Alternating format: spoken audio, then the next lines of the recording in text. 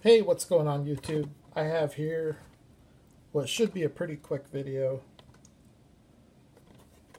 I did grab this. I came across all of these and I don't know. Just didn't, for the price, they're like $5.50. And I honestly don't really know why I got. I mean, I guess if I had to pick one, this would be the one. I actually grabbed a couple. I got my daughter one. It is a cool little car. Decent little color. Comes with this little, it's like a little tin clip. So I got that. I do like the black fenders with the purple. It's a sharp looking purple too. Camera's probably not doing it much justice.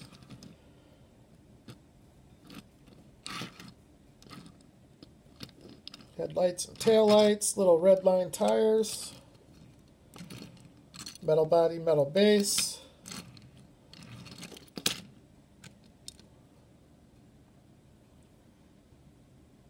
Actually, looks pretty good from that angle.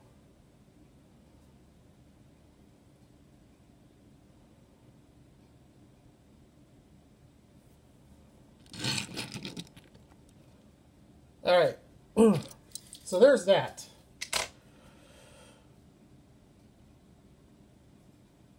I haven't gotten anything lately, but I did pick. Okay, so that Supra that I found last night, I was able to make a trade today from a local collector. I've known he's had this car. I used to have this car and I had to part with it in a trade. But I knew when I traded it that I could get it back. I knew it was still, at that time, floating around on eBay and you could pick them up around 15. That seems to be really hard now. Anyways, here it is. It just seems like on eBay, these are really getting hard to find. And this is the hobby exclusive Chevrolet 1985 Monte Carlo SS. So this will recomplete my Monte Carlo tooling collection. 2015 release. You know what's crazy about these cars? They all look so good. It's almost impossible to pick one. The last one of these that I had wasn't really the best roller, which is weird because all the other ones that I have roll great. Yeah, this one rolls great. Anyways, it's a gorgeous car.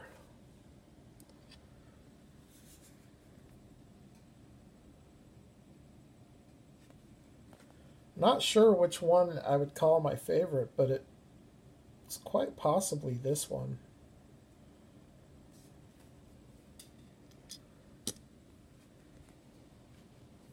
There's just something about the black with the red trim.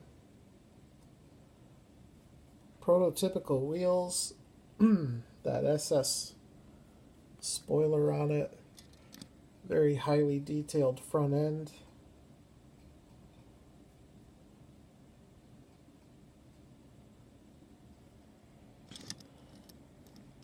I'm glad that he was willing to trade this. It's another one of those cars that really doesn't have a bad angle.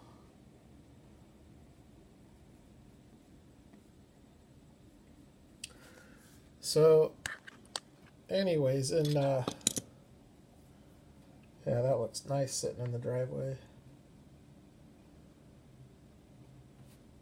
So since I picked this one up, I figured I would bring the other ones out just to take a look, just to show you guys. There's only there's only 5 variations of this car that Greenlight has done so far. So it's not really an easy one to get. But I'll talk a little bit about... So this one here is, I think, the most recent one to come out. This is from Hollywood series. This is Breaking Bad. It's Jesse Pinkman's. Now, this one is a different year. It's a little bit older. So, so the black one is an 85. This one is an 82, which is a little bit different body style. And what Greenlight did, as you can see, so that they didn't have to retool it, there's a little bit of a flare, a body flare, that runs down along the car and then also on the rear quarter panel.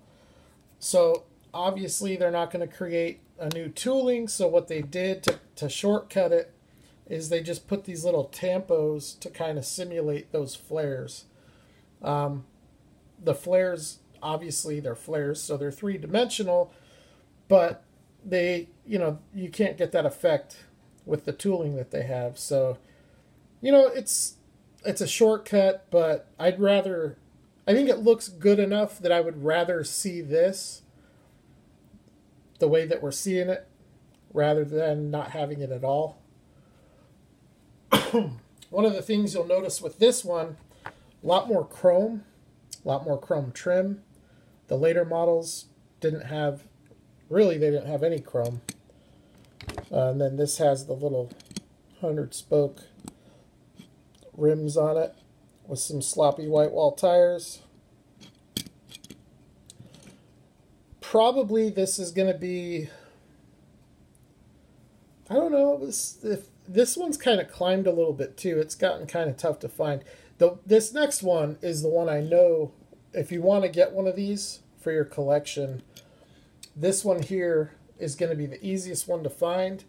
It's also the least expensive and arguably the best looking. I mean, I could see how you could make the case for it. I don't remember what series this is from, but I know it's the one with the military truck and the Nissan GTR. But it's a black Bandit. This is number 371, and this is a 1984 Monte Carlo SS. And these, I think you can get this one for under 10 with shipping from eBay. So it's a really nice looking car. The only issue with it is that it's black and they don't display the best, but when you're looking at it closely, you can still see all of the great detail that the car has.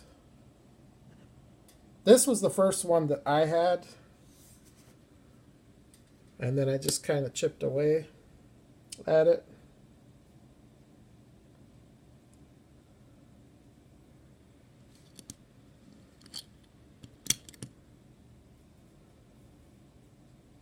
Really cool car.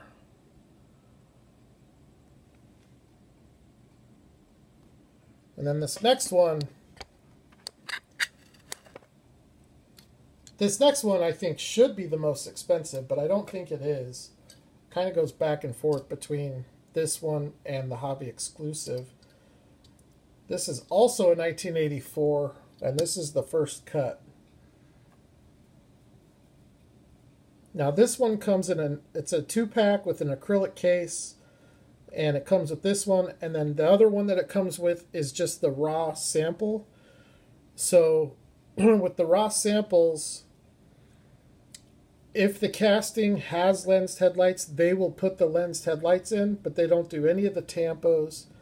They don't do any of the headlight or taillight detail. It's essentially just a raw version of the car. And so I've only got 2 of the first cuts, the GTR and this one. The cars, being raw, they're unimpressive. They stay in the jammer.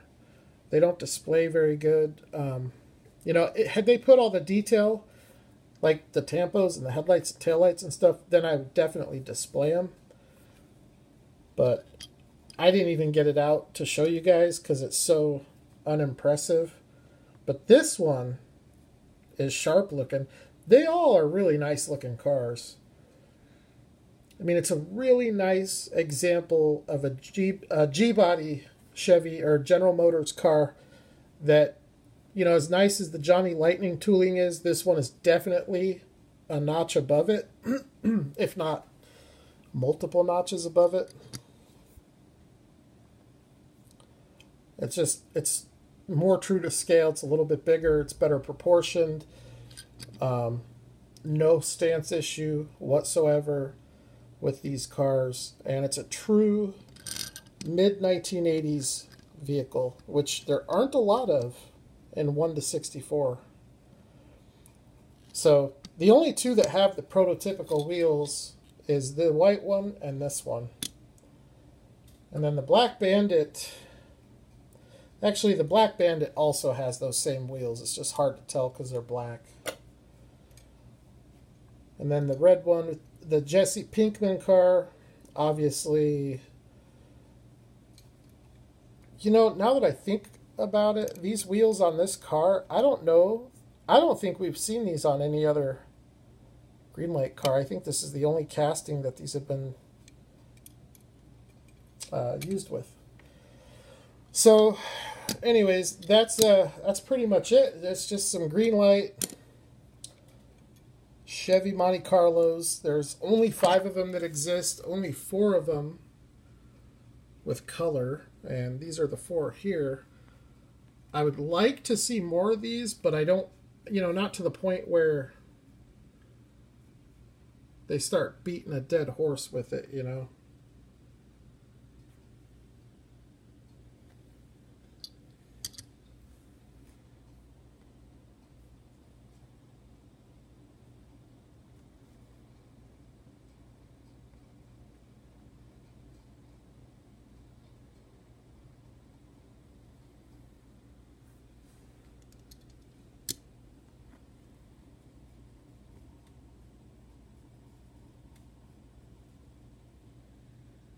Which one do you guys like? Also, I wanted to show you on, it was either Saturday or Sunday, I went to Hobby Lobby and they had these houses, these little paper houses, which are normally like $6.99. They had them marked down to like $1.50. So I bought the 4 of them that they had. Today when I went back, they had a bunch of other diorama stuff on sale. Like, these trees kind of suck. They're real small, but they will still work.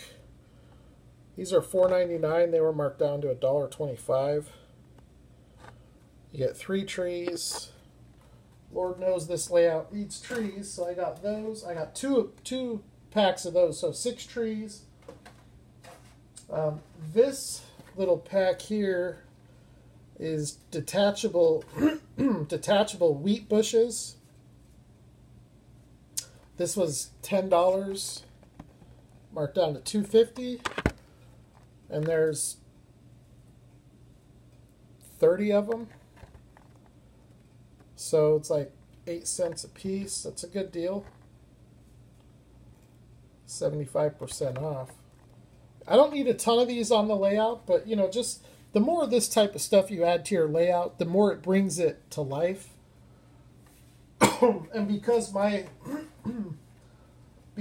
layout has been a fluid, never-ending, evolving thing, it's hard to get those finishing touches on it. I also got this one with some hedgerows. I think these will come in real handy. These were also $10, marked down to $2.50, and these are just little bushes that I can use for, you know, around the house. You know, if I add something, I plan on doing other layouts too. So even if I don't add any of this to this layout, you know, it's good for the price. You just can't pass it up because this stuff gets expensive. You know, like you know, I probably saved $60 off what I bought tonight. The two things I'm most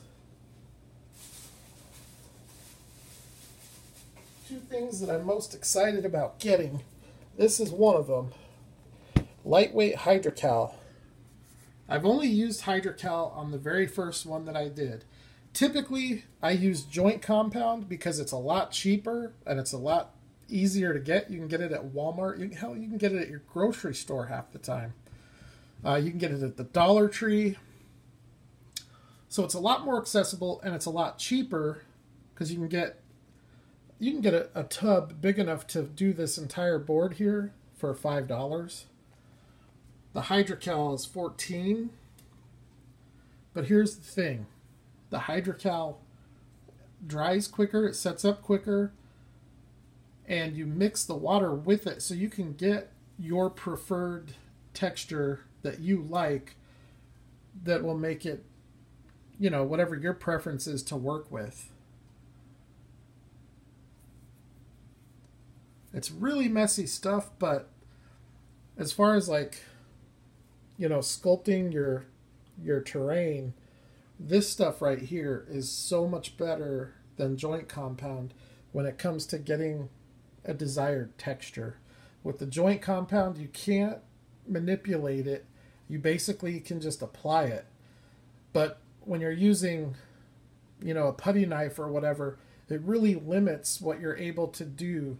So you pretty much just have to put it on and then let it dry, and you pretty much have to shape the terrain with sandpaper, or let it dry and then add another application and try to manipulate that as best you can. This stuff is more like working with clay, where you can kind of shape it into whatever you need. Also works great if you're using plaster cloth to make little hills or mountains. This stuff works awesome with that. Joint compound works really well for those as well. In fact, on my hills, all I've ever used is joint compound, and I've never had an issue. So, let's see. What else did I get? There's only one other thing I got, and I'm super happy about this one because this is something that I've never used before. But, in fact, half the time I go to Hobby Lobby, I've only seen this at Hobby Lobby a couple times. So I use just regular turf, and it's basically just a foam. And there's different shades you can get. I always use at least 2 different shades, because if it's one shade, it just doesn't look natural to me. So, but if you can get 2 shades, you can kind of get some highlights and lowlights, and it just makes it look more realistic, in my opinion. But even with that being the case, you get it glued down really good. It's a nice little foam. But this is like a dusty powder when you apply it. If you even breathe on it, it's so light, it'll just blow away. So it's important to get it glued down, and it's tricky. It's hard to get it glued down, because you're dropping glue on it, and when you do that, it leaves a little crater. So you have to use wet water to prevent that. But what this stuff is,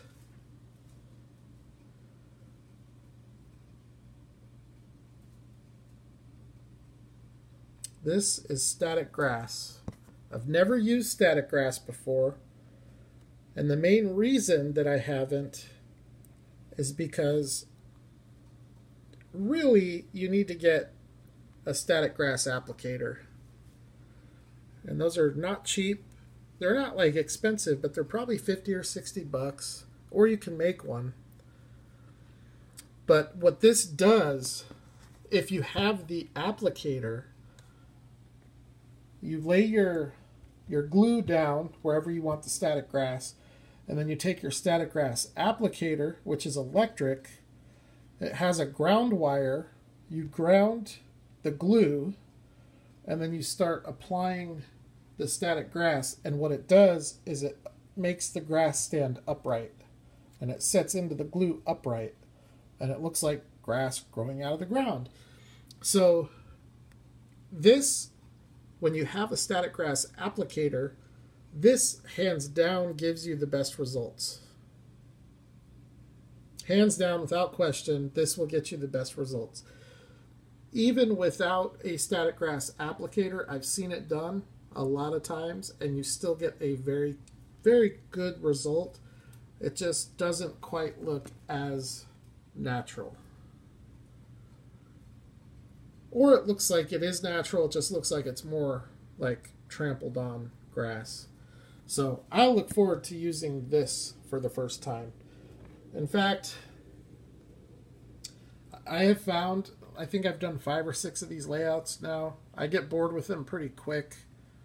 I'm bored with this one, for sure I'm bored with this one. I'm ready for a new one. The problem is that here in Phoenix, we've been hitting 110 already, and it's not going to cool down until the end of October. So I won't be making anything for a few months, because these projects are so messy that I won't do them inside. You can choose, you can do it inside if you want to. I choose not to because, you know, this is dust. When you sand the drywall compound, it creates dust, and you breathe it in, and it's just crappy. It's bad for you. It gets all over the place. So I do them outside, and I won't be doing that until probably Halloween, give or take.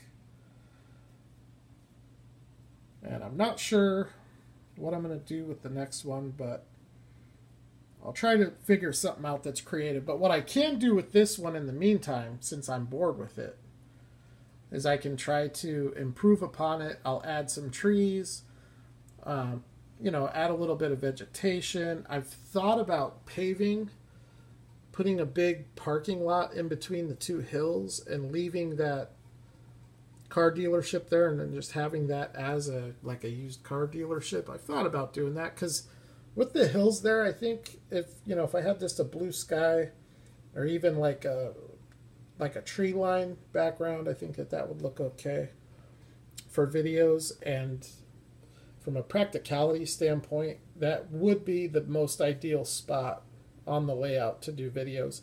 This spot just isn't the most ideal. And you know, I threw this corner together just in a couple hours when I got the house, because the gravel lot that I had down just wasn't accommodating to the house. But I think this has potential to look a lot better, but it just needs a lot. So, I don't know. Sorry for going off there on a diorama rant. But anyways, the point is, check your Hobby Lobbies, because it might be a good opportunity to get some really good stuff for cheap. The other thing, though, I have a Hobby Lobby by my house, and I have one by my work. And when the one by my house had everything marked down so much, I went to the one by my work on Monday, and they didn't have anything marked down. So I don't think every Hobby Lobby is doing it. But you might as well check your Hobby Lobby to see. Save yourself a lot of money and build yourself a little layout. If nothing else, you know, I don't display my cars on the layout. I only use it for videos and photographs. It just takes up too much space. You know, for the amount of cars that I would be able to display,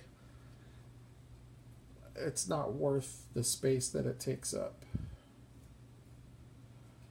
But one thing I would recommend if you do make a layout is invest in a building. They're kind of expensive. To get a good one is going to be between $30 and $80. Or you could go this route for $6. Or you could get the little gas station thing. That's going to be closer to the $80 price point. Something like this is going to be closer to the $30 price point. But a structure adds a lot to a layout. So, anyways, that's it. You guys have a good night. I'll holler at you at the next video.